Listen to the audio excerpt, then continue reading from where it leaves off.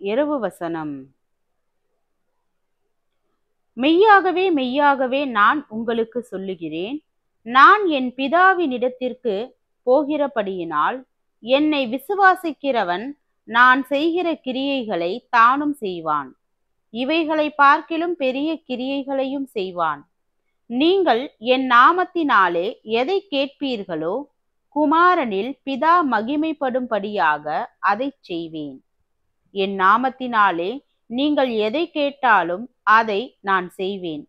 நீங்கள் என்னிடத்தில் அன்பாயிருந்தால் என் கற்பனைகளை கைக்கொள்ளுங்கள்.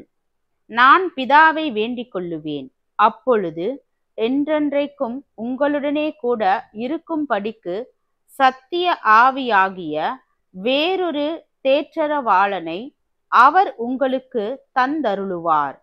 யோவான் 14வது அதிகாரம் வசனம் 12 முதல் 16 வரை.